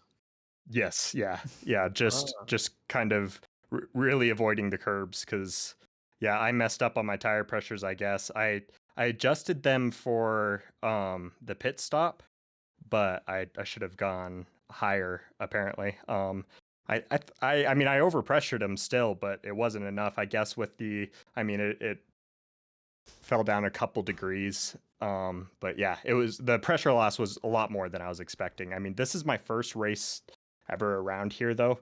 So I guess that was just a way to learn that. Yeah, I mean, I feel like everyone who races at Oulton for the first time, and even Zolder to an extent, learns the hard way about losing tire pressures. That said, first race here, also first race at Zolder, and you won them. Yeah. I don't know how you can top this. I don't know how that happened. It's so funny. This season has so many of my favorite tracks, and the season has also been a bit of a disaster at times, with really unfortunate circumstances playing out. And but however, I'll take the fortune when I could get it, and it's just funny that it came at Zolder and Oulton. Oh, absolutely. And you said that your tires were underinflated. Yeah, I mean my front left wasn't too bad. My front left was still in the 26s. It was just the rear left that was just a mess. And my right was, perfectly fine the whole time. But yeah, so I, was definitely starting to feel it at the end as well. I don't know if that was just tire wear or if it, the fact that my left rear was in the 24s. It made turns like the last or second to last turn, I guess, turn 16. And then the first turn, it made those two pretty challenging to get right. But yeah, it was interesting though for sure. And all that culminated, all that resulted in you getting the win. I can't believe it. Do you have any shout outs that you want to give? Obviously, I believe you have your whole family watching this. You win. Yeah. Huge shout out to my family and my grandma for watching. Shout out to OBDA. They heard all of my struggles this week, and were super awesome at giving tips. Shout out to my teammate Ian and everybody at OBDA. They were so much help, and yeah, and shout out to you guys too. Hopefully it wasn't too boring of a race. I know this track can be a little dull at times. I mean, every battle is exciting to watch, even if you don't have overtakes. We did see a lot of passes just from drivers making the smallest of mistakes, and that's what we were hoping wouldn't happen to you, because the train did catch up to you eventually. And even the smallest of mistakes, like just going wide at the exit of a corner, could have costed you to win. Yeah, I don't think I've ever been as cautious as I was in the last like 5 or 6 laps, or really honestly 10 minutes. Last whole 10 minutes, I was just seeing my trying to manage that left rear tire, and I was just so cautious. So yeah, I was really determined not to make any glaring mistakes. And you did not. Oh man. Everybody got anything for the race winner here? No, I just want to say congratulations. That was really well done. Oh, thank you very much. Yeah, I'm ecstatic, honestly. I can't believe it. Ooh, I do have one question. The team championship. Yes. I don't know if Champion Motorsports won the team championship yet, going into the final race. You guys think you can contest? Are you guys gonna go for it? Or are you more focused on holding P2? We haven't really talked about it hardly at all. We have like been going into every race just wanting to survive and have a clean race. This season started off so rough for both of us, just getting such poor luck and yeah, just a lot of misfortune. So like, but we've had just random good performances. So literally our mentality has always been just to go in and have a clean race and just try to keep it at that and no more expectations. So I think we're going to be going into the last race the same way. My guess is we're too far away from Josh and Brian. I mean, they've been having a great, a very consistent season, and so my guess, is they're going to be out of reach. But yeah, I think we have a chance of holding P2. That's good to hear. So because- I didn't do the math, just purely like looking at what the gap was before the race and where everybody finished. I think the championship for team is decided already, Yeah, and that cannot change. I'm not but surprised. Yeah. But I think you also have a really, really, really good chance of holding the P2. Yeah, and it's also funny because I think I'm in a shot for P2 in the drivers championship, which would be a little bit funny because every championship I've done so far I've gotten P2 in. So this one will have been a little bit different, but yeah, it's kind of funny. Oh, I mistook the Ferraris. In the broadcast I said Jason Allen, the Plan E team was behind you, but turns out it's the Twin Peaks Motorsport. They did not have a good race today. Oh yeah, I saw Philip down there, but I didn't see what Thomas was up to. Yeah, you guys do have a decent gap between P2 and 3. Like from P3 going into the final race. But yeah, that's cool. Yeah, I mean, P2 would be awesome. So yeah, we'll be hoping to hold that. Yeah, I guess if OBDA if OBDA wins a championship in D2, then that's no win.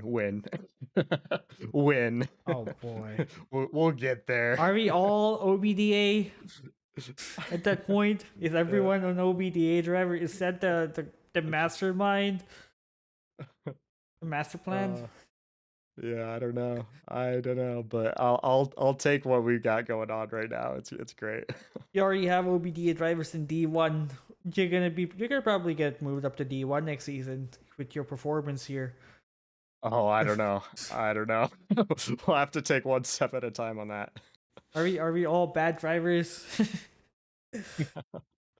But yeah, but once again, congrats on your win and shout out. I wish my whole family watches me race. I'm actually super jealous. It's amazing that your family supports your hobbies. Yeah, I'm super lucky with my family. We're all super supportive of each other. So yeah, it's absolutely awesome to have that support system. That's good to hear. And yeah, Lopo, do you have any final things before we send them back to the briefing? No. I guess not. All right. Once again, congratulations. I'm gonna let you free now. Have fun, celebrate it. Hopefully you get your drink in and have a good one. Awesome. Thank you, guys. And that was our race winner, Donovan Colton. He's the second race win here in this season. Moving on to let's move on to P2, who's Jason Allen. I think he's his second P2 as well. So let's bring him up. Diego, close your ears. Jason Allen, you are in the commentary booth. Do you have us? Hello. It is good hearing your voices again. That means I did good. Yes, you did. First of all, actually, no. Before we get into the briefing, do you have anything to say to Diego? No. I'm done with Diego. All right. He knows. All right. He knows. Cool. Glossy ignore that. Congratulations on your P2 position. You made the undercut work. How does it feel? Are like the emotions running high? Like, were you expecting to be in P2 at the start of the race? I thought I could be competitive this week. I did not think I'd be top 3 or 4 or so. So I'm really happy. I think where I qualified is where I expected to finish. Obviously a really unfortunate start for the front runners, and then Ivan had an unfortunate race as well. So took advantage of those situations, and then all the credit goes to Dan Cran and Bailey Kish for getting me to pit as early as I did. And I was trying to undercut Donovan actually because he was a mess in the first stint. But didn't get him, but ultimately it worked out anyways. So Hold up. Wait, Bailey and Dan were helping you out. correct. Were they like tapped into the broadcast, or were they watching? They it were through watching the spectator broadcast. Mode? Okay. They were watching the broadcast. Because that seems really fishy. It seems like a They were watching the broadcast. okay. Folks. For all, we have that on record that it is just a broadcast. But yeah, you made that undercut work, and you almost got Donovan there. In fact, you were like trying to make overtakes to pass him when he was exiting the pits. So it almost worked. It's just you missed it by the skin of the teeth.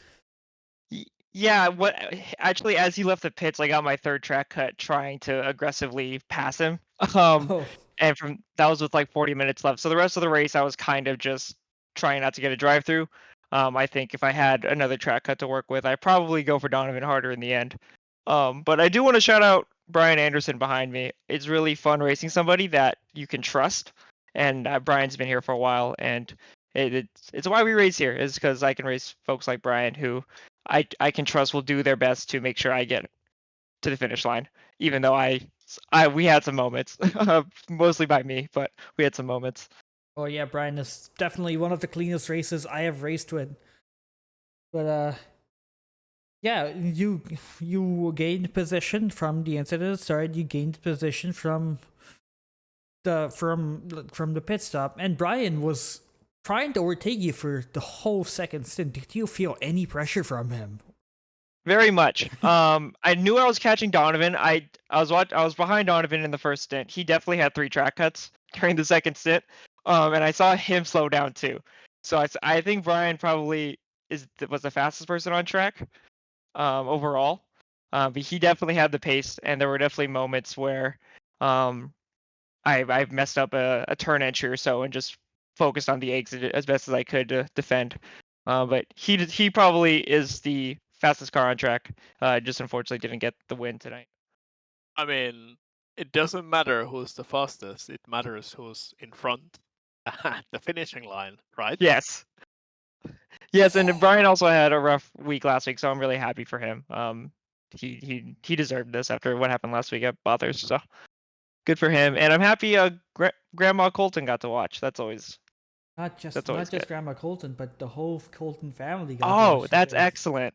Yeah. I love that. I hope they have a great night celebrating Donovan, because he has a hell of a drive from him. He deserves it. Oh, for sure. And like, I mean, you guys did put up a show with the whole strategy, and I mean, I have to admit, it would have been less interesting if Ryan was to run away with the win. But then again, this is Oulton Park. Undercut means everything, and you guys just made your strategies work. Yeah, and I had a good fight with Brian on his out lap as well, which he managed to keep safe with gold tires. So shout out to him for that as well. Gotcha. Ilpo, do you have anything for Jason? No, I'm just impressed. Like that, not cracking under that pressure. I know how hard it is because I was holding a train in my own race. And like I know you said you made mistakes, but you didn't make the wrong mistake. You made the mistakes in where you could still hold the position. That's impressive. Yeah, I tried to, because of my track, because I tried to keep everything on track, and I figured I could hit the gas first and get to the next corner, and that was successful on this track. Probably not most tracks I can do that, but this one I could. So, Yep. Very pleased. Yep. Well done. Thank you. Before you send you back, are you because Jeff is molding in the chat right now. Are you ready to get carried by Michael Menning in the Paul Ricard Enduro again? Correct. That is the game plan. Me carrying Michael, as you said. No, Let me no, correct you. no. You don't carry Michael. Also- Michael carries you. This is my third time finishing second this season. Next week you're talking to me first because I'm finishing in first. Let's get that out there. What, finishing in second first, or I will be first across the line okay. next week, folks. Okay, I'll hold you up to I'm that. tired of this. I'm tired of second. Gotcha. You just have some supernatural force called the Mustang holding you from the win. So yeah, we'll let you do your admin stuff and figure out a way for you to win next week. Correct. Actually, Valencia, I guess Ferrari's pretty decent in Valencia compared to the Mustang. No, I have no idea. Never driven the Ferrari there, so we'll find out. Okay. We'll all find out together next Wednesday. All right, we will hold you up to it. If you don't finish in first, or if you don't finish in P1, that is, you gotta take a forfeit. Sounds good. All right, there we go. Thanks, guys. All right, have a good one. We'll move you back to the stream. The race chat. I got it. All right, Bye. bye. Oh, he moved before I can even pull him. All right, that was our P2 finisher, Jason. Now we move on to our P3 finisher, who led most of the first stint, Brian Anderson. Brian, you're in the booth. Do you have us? Hey, Hey, I do.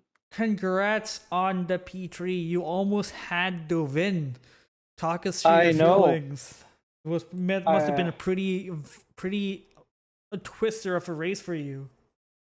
Yeah, I mean, or like in practice race on Monday, I felt like I had absolutely no pace whatsoever. Oh, your audio is ducking out pretty badly. Can you repeat that? Yeah, do you hear me now? Is this better? Yep, Or we no? hear you better. Okay, yeah. On Monday, I had really terrible pace, and I felt like it was going to be another bad week.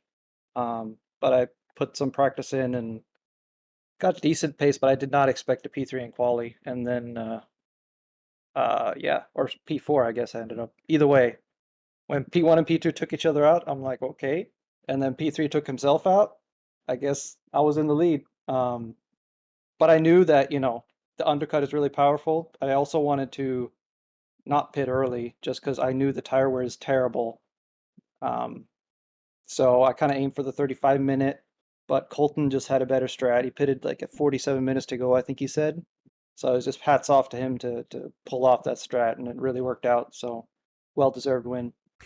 I did miss my pit box, so that kind of sucked. So that probably lost me the spot to Jason. He was right behind me when I came out. Had some really good racing with Jason. I think we had 2 little tiny contacts that I might look at, but yeah, after that, trying to pass him was absolutely impossible. But yeah, it was really, really intense. I was sweating the whole time. Roy was right behind me. I was right on Jason. It was just all over. Super fun. Yeah, you lost. It seems like you lost the lead just because of the tiniest of mistakes, like just missing your pit box. In return, were you trying to force Jason into making mistakes because Oh yeah, I was putting on as much pressure as I possibly could. I was not holding off. I knew that I found out, I figured out which turns he was slow at. So to make sure I didn't hit him in those turns, I didn't just drive straight through him, but I got as close as I could possibly get to try to force him to make a mistake. There were 2 times, I got a run. I don't know if you saw that. I think lap 36, we ended up side by side in turn 2. Almost had him there. Oh yeah, we did. Yeah. But that was super fun. Yeah, it looks like Jason might has a plan to take the win in Valencia. Do you have anything that you're gonna be doing to stop that from happening? Because it'll be the end of SRA, as you know it if you let him win. Yeah, I know we're gonna shut that down, Josh. Gotcha. And the championship, I feel like you guys may have solidified the team championship this race. Are you looking forward to do a shoey? I am not looking forward to the shoey. I haven't done the math, but I think you're right. We had a pretty good lead already last race, in spite of my massive mistake at the pattern. Oh, you're cutting out again. Oh, sorry. Yeah, I said. Yeah, I think the championship is probably it's probably over. I haven't done the math, but I think you're right. Yeah, I don't think it's mathematically done yet. I haven't done the math, nor am I good at mental maths. But But we have a pretty good lead. yeah, even if it isn't mathematically done, it is pretty solidified. You guys just need to have a pretty decent race in Valencia to solidify it. Yeah, but to answer your first question, no, I am not looking forward to drinking. So I think But either way. I think we've seen Josh drinking out of the shoey. So is it gonna be a yeah, first he's won shoey for before. you? Yeah, this would be my first. Great. We shall all be looking forward to it. Did not disappoint us. Yeah, all of you and not me. Yeah, sounds good. But yeah, I mean, do you have any shout outs before we end this? Yeah, I mean, shout out to Colton for executing a perfect race and winning. It was well earned. Shout out to Jason and Roy for driving clean the whole time as well. You know, it was good. And obviously, shout out to Champion Motorsports and my teammate for all the advice and good people to drive with. So thank you all. And thank you, obviously, for doing the commentating and streaming. It's always super fun to watch back. It's definitely it's our pleasure, and yeah, it looks like it is has coming back. Champion Motorsport, champion. It's the second time I've made that mistake. Champion Motorsport. It seems like it's been a good race for the whole conglomerate. With I believe even Paulie Hartman and his teammate, who was Cody Platt. Even Dave did really well. I think Cody was. Yeah, Cody had the really train. good pace this race, and he just got stuck in a train. He was just, I think, 2 cars behind me. And he just couldn't get past, same as me. So he would have done really well if further ahead in the procession. Yeah, this I don't think this. I mean, it's been a good race for you. I don't think this makes a difference in the Conglomerate Cup, which I believe is still held by OBDA for some reason. For some reason, yeah. Yeah, best conglomerate in SRA is OBDA. Let that sink in. Madhouse, you gotta do better. But yeah, is gonna be a bit of reflecting done in the team chat on how well you guys' race has been? Yeah, I'm sure we'll have a good chat about it. Enjoy good times. Gotcha. Yeah, Upo, do you have anything to ask? So, I'm mildly curious. Did you pay any attention to what happened in D1 yesterday? Because yes, you I said watched that, the whole stream. Okay, so you still even seeing what happened in that race, you didn't want to go for a massive undercut. Yeah, because I knew, like, trusting myself to stay alive with shit tires, because I did some practice on old tires, you know, pressure loss and all that, and I was like well over a second off the pace, and the car was just sliding all over the place. So I didn't trust myself to survive for like 45 minutes on the same set of tires. I didn't want to test that theory. So Okay, yeah. That makes sense. That makes sense. Yes. I knew I was risking losing because of it, but I still took that choice. Yeah, that's kind of what I was curious about, because if you knew, then I mean, hopefully it was the conscious decision. You know that it's gonna be bad. But yeah, I will say that on tracks like this, it's worth almost practicing for that scenario because of how insanely powerful the undercut can be. Yeah. Yeah, probably something I'll keep in mind for the future. This week, it just was not something I wanted to try out. Yep, thank you. All right, I guess that wraps up the interview. No final thoughts, I guess. But yeah, congrats on the P3. You were so close to getting a win. Hopefully, one day I'll get it. Maybe next race. Maybe you might stop Jason from winning, and you might actually win instead of him, which I guess would be a godsend for the whole SRA, for everyone in SRA. So yeah. Yeah, I'll try to make it happen. We'll see. All right. Cool. I'll move you back to the D1 chat, D1 D2 chat. Congrats, and have a good one. Thank you. You too. And that marks the end of the interview for the podium. Let's actually, I didn't go over this, but yeah. This is the penultimate race of the season. We are gonna be entering into the final week of this pretty insane season. Season 13 D2 has delivered every race. And yeah, next race is Valencia. It's gonna be I guess not a lot of championships are going to be decided because Ivan McCrow is still considerably ahead of Josh. Actually, you know what?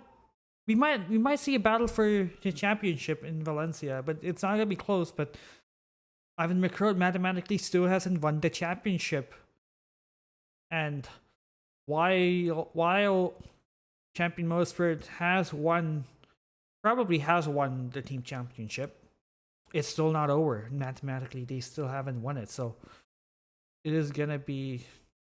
Actually, I think they have mathematically won it, right? Because Yeah, Yeah. I'm pretty certain about that. But I actually think Damiani has a reasonable chance of winning the solo drivers championship against McCrow, because McCrow had a really poor result from this race. So it's a little bit of a stretch, but it's by no means impossible. Yeah, I mean, I think the things might have just updated right now. Let's see if it has updated. No, it has not updated on the screen, but it has updated on the standings. It looks like Colton actually got ahead of Josh Damiani, and he's only 21 seconds behind Ivan McCrow. 21 points behind Ivan McCrow. And Josh Damiani is 27 points behind McCrow. So we actually have a three-way battle going into the championship, and we might actually see OBDA take the crown in D2. But Colton. Yes, although I will say that Colton is in a make or break situation because he doesn't have a non-zero drop round, so he absolutely must score. The other two have at least some points, even if they don't get any kind of result, like if they get crashed out on lap 1 and can't finish the race or just finish in last place or whatever. So Colton has a little bit of an uphill battle in this, but theoretically the championship is open. He also has the most to gain as well, because if he does better, his worst race is gonna get dropped. And he's actually gonna... Well, actually... He has no drop round. Oh yeah, he has a non-zero drop round, so yeah, he needs to finish this race. Yes. And McCrow Also, does have the a drop round. silver championship is also not decided. Olhausen and Velasquez are only let me see, 12 that's points 12 apart. points away from apart, and then theoretically Worley still is also in the running for that, although he's a little bit further away, but that's also not an impossible gap to cross. And what's insane about Josh Worley's performance here is that he has a mid-season join, I believe. I think he missed out. He got moved from D3. So just seeing his pace is just seeing him actually fight for the championship is pretty insane. Well, I mean, I know him from some other leagues, so I know how fast he is. He's known as Squirrely Worley because he sometimes has a little bit of oversteer on throttle, but we all know he's very fast, and if he can just like be consistent, he's a contender. He could maybe even become a contender in gold. He has the pace for it. Yeah. And coming to the D2 team championship, right now the gap is 170 points between OBDA and Champion Motorsports. But I believe Ian Byron might pick up some penalties for some of the incidents in this race, especially the one with Andy Speed and Roy Key. And even if he loses a couple places, that's gonna mean, I believe you need 198 to mathematically win, I believe. Yeah, so if Champion Motorsports scores 0, they would need 191 points, well, to even tie, which is not possible because even if they get the fastest lap points and everything, that's still not enough. I believe that's the case. So yeah, right now, as it stands, it looks like Champion Motorsport 3 nuts have won the D2 Team Championship. That has been sealed. The Drivers' Championship has not. I'm going to correct myself. Theoretically, P1 and P2 or P1 and P3 would just about be enough to change that if Champion Motorsports scores nothing at all. If they score almost anything at all, it becomes impossible. So it's gonna be like IMSA last year, last year? No, IMSA the year before, where Russell Sullivan just started the race and they won the championship, and that's probably gonna be the same for Champion Motorsport. They just show up without driving, they probably won the team championship. So, but they still have the drivers' championship to battle with Josh Damiani, if all in contention to take a double shoey.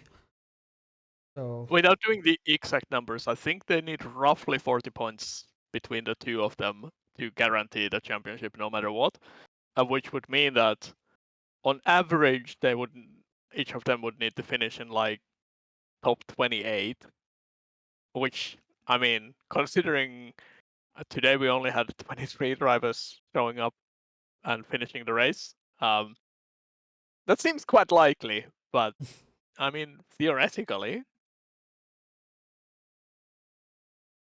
So yeah, it looks like, yeah. But for simplicity's sake, let's just say they won the championship. It's Yeah, GG's. almost certainly. All they need to do is just drive it home, which is probably gonna be the slowest trip home that you can ever think of. But yeah, that's pretty much it. And yeah, wow, the season is already coming to over. So Ilpa, what are your thoughts on the season so far? We haven't really talked about it. I mean, despite the team championship being a little bit lopsided, I think the season's been pretty good. The drivers' championship is still open, both in gold and silver. That's really nice to see. It's gonna be exciting.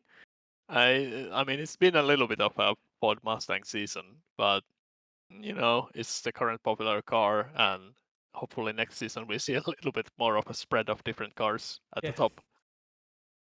And hopefully we don't see the McLarens or any other cars take an early lead and will get moved up a division. Anton, you could have been here. Actually, you know, it's probably a good thing you aren't. You would have dominated it, but yeah. Yeah, that's gonna be us for D2. Yeah. And yeah, thanks for watching. Thanks for sticking the whole season with us. And also, I know a lot of you are regulars, so thanks for sticking like just with SRA overall. We got an endurance race coming up, and next weekend, it's gonna be also the penultimate endurance race for the endurance series. It's gonna be at Paul Ricard. It's 6 hours. It's unlike Oulton Park. It's a place where you can see a lot of overtakes. So please show up. Yeah, unfortunately I will be missing it, but I think Ilpa will be soloing it like as usual. Yep. So yeah, you get to get beaten by someone soloing at 6 hours. So make sure you show up. I'm gonna be cursing the cars that are fast in a straight line for 6 hours, unless it rains, in which case I'll be laughing. I mean, it rained the whole time in Nürburgring, and you're getting similar weather configs, so yeah. Nah, I only need like 2 to 3 hours of rain, especially if I get it at the start of the race, then I'll be good. Because I'll just pull away from everybody who is roughly similar pace, and they'll be somewhere behind me, and I don't care. I like that confidence. And I have confidence in my lap times. Oh, for sure. I'm just really worried that I'll be stuck behind someone who has massive straight line speed, but no overall lap time. And yeah, that would suck. But here's for hoping that weather will be in my favor. You hear that, admins? Make it rain. Alright. We've been going on for a while. How long have we been going on for? We've been going on for a little over... Actually, no, we've been going on for like 2 hours, 13 minutes. But yeah, that's gonna be us for this stream. It's been a long journey. We're gonna get to the end. I've been Arjun. It's been Elpo. And yeah, we'll see you next week.